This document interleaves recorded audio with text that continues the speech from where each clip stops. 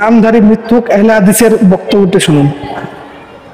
আপনার কে ওনার মধ্যে জাল জয়ীব নাই? কে বলেছে এটা? বুরুজ রাসূলের যুগেই তারা তৈরি করলো কি সূরাতুল বুরুজ। এটা জ্ঞানী তো আপনার নাই। কে বলেছে কোরআনের আয়াত জাল করেনি?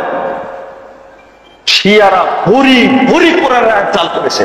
এটা তুমি আমাকে বলছো, তুমি আমার সামনে এসো, তোমাকে জাল আয়াত কয়টা শোনাতে আমি শোনাই দেবো তোমাকে। যে বলছে পবিত্র কালামুল্লাহ, পবিত্র কোরআন, সে কোরআনুল কারীমের সূরা বুরুজ এটা নাকি মানুষের তৈরি করা মন গড়া একটা সূরা। কত বড় মিথ্যুক, কত বড় কাজ্জাব হতে পারলে এই কথাটি বলে।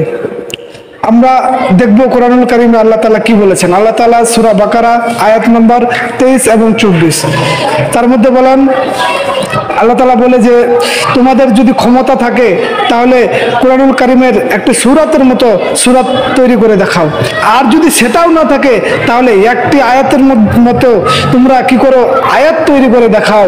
আল্লাহ তাআলা মানুষকে চ্যালেঞ্জ করে বলল।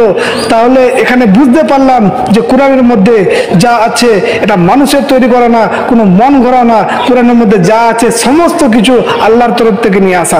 আর আপনারা যদি এটা মানেন যে কোরআনে ভুল আছে, তাহলে আপনার রাসূলের প্রতি ঈমান থাকবে না, আপনার জিবরিল আলাইহিস সালামের প্রতি ঈমান থাকবে না, আপনার আল্লাহর প্রতি ঈমান থাকবে না। কারণ এই কোরআন ডাইরেক্ট আমাদের কাছে আসেনি। এই কোরআন আল্লাহ রাব্বুল আলামিন জিবরিলকে দিয়েছিলেন, তারপরে জিবরিল আমাদের প্রাণপ্রিয় নবীকে কোরআন মাজিদ নিয়ে এসে দিয়েছিলেন, তারপরে নবীজি সাল্লাল্লাহু আলাইহি সাল্লাম আমাদেরকে দিয়েছিলেন। এই নামধারী আহলে হাদিস বক্তাদের ফিতনার মধ্যে পড়িয়েন না। এরা দাজ্জাল, ঈমানকে বরবাদ করে দিবে আপনার। এদের কাছ থেকে দূরে থাকুন আর ইসলামটাকে ভালো করে বুঝুন।